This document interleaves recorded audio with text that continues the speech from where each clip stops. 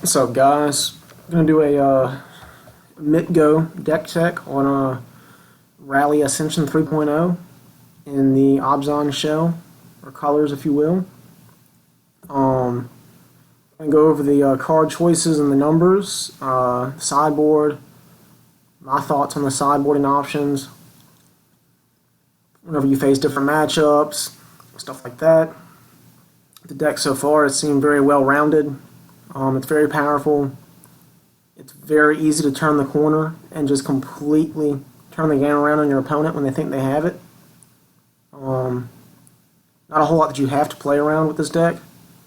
Anafenza being the obvious, but she's quite easy to deal with once you sideboard correctly, or if you're able to play a certain sequence with the deck. The object of the deck is to keep the board state at parity, or at least in a certain face-off, like certain standoff, as far as their creatures attacking you. We're attempting to grind them out completely, as far as just gaining incremental advantage using Abzan Ascendancy to create spirit tokens, which can be used to attack. They're quite useful at killing planeswalkers. They can close the game on their own, as you might imagine. But we're not ultimately trying to kill an opponent through attacks. Oftentimes you're looking to combo them out with the life drain from the Zulaport Cutthroats. So we'll go ahead and start with the creature selection first. As you can see, it's kind of laid out 1, 2s, and 3s. We're playing 4 Honored Heirarchs for the mana fixing, and they can present a small clock on their own if left unanswered. If you can keep the board clear. A 2/2 Vigilance that makes mana for your second main is quite useful in this deck. It's not wonderful to have creatures in here that don't have end of the battlefield triggers, but if I'm looking for a 1-drop, then Honored Heirarch is definitely our go-to, because we only play 22 lands.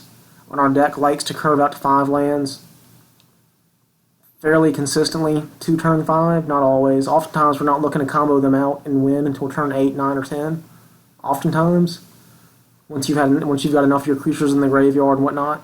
I'm sure there's some creatures you could find to go in the 1-drop slot that might be useful. I haven't really messed around with a whole lot. Honored Heirarch has kind of fit that role quite well. It's often good just to be able to have him as a 1-mana cost creature that you can pitch out and sack to Husk to make more spirits, things of that nature. Just the way the mana lays down quite often, and a lot of your creatures that you're playing are 3-drop creatures or Ascendancy. You're often left with the mana left over not that you want to spend, and that's where you can play the Honored Heirarch. In our 2-drops, we're running 4 Elvish Visionary. Just a good value creature, obviously, for his card draw effect. And he'll help make us tokens, and he'll help drain the opponent. So as a 2-drop, it's quite a good one. Helps keep the engine running with the card draw. Can help you dig into more lands or more create whatever you're looking for. Oftentimes it's looking for lands since we play so few. Also in the 2-drop slot we have Zulaport Cutthroat, which is a key component of the deck as far as the life drain goes. Not necessary to win, but it's often easier to win with him.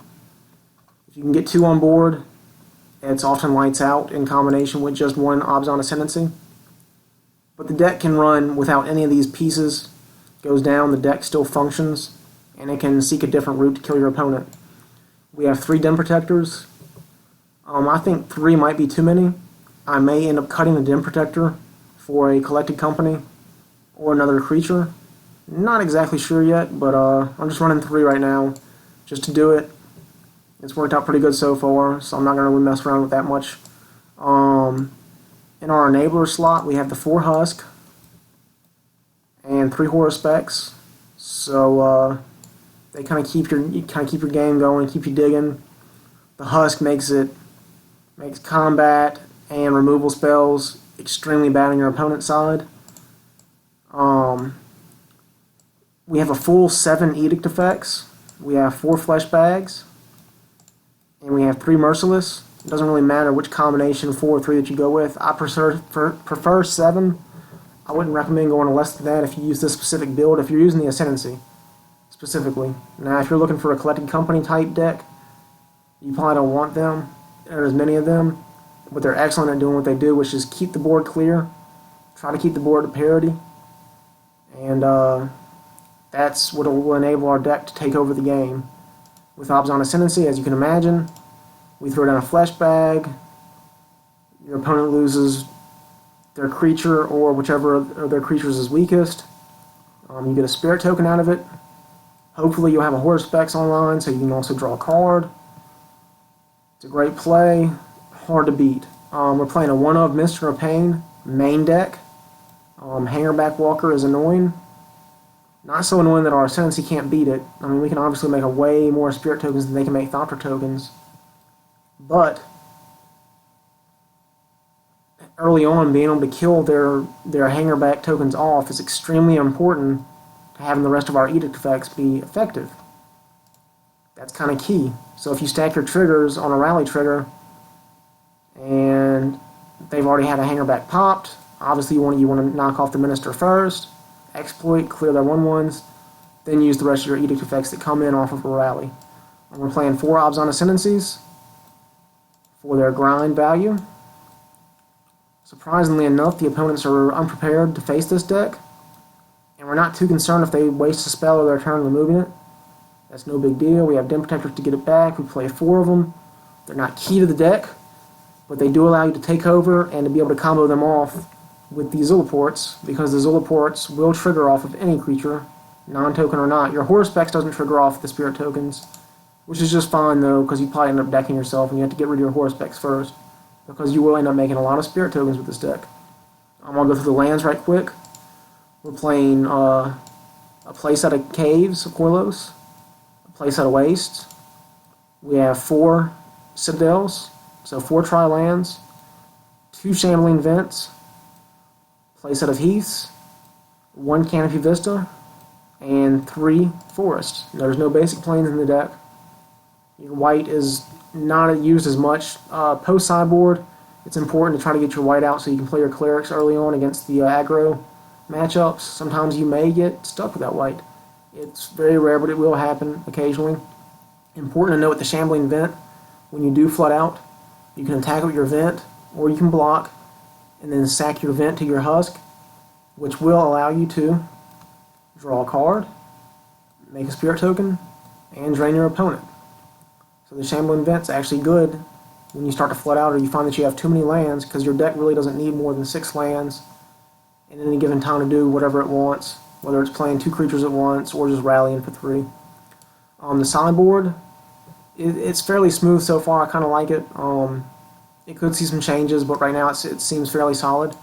We have 4 Clerics for their life gain and their early blocking against the aggro matchups.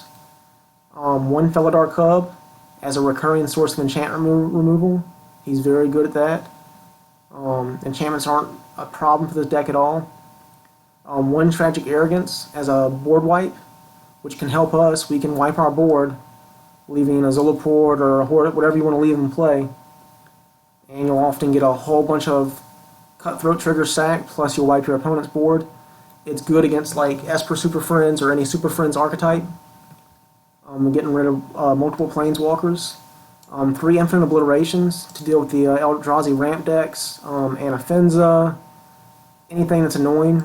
Go ahead and gut their deck and get that creature out. 2 Utter Ends, which are for Planeswalkers like Ugin. They can be hard to fight through.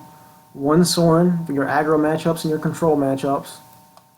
1 Dromoka's Command, just a great card all around. I'm just using a 1-of though.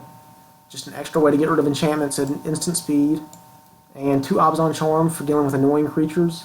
We just want the full exile effect. Plus it has the card draw and the combat trick, which you'll really ever use with this deck. Mainly just looking as a 3-mana answer to Anafenza that you can play on curve. So that's the deck.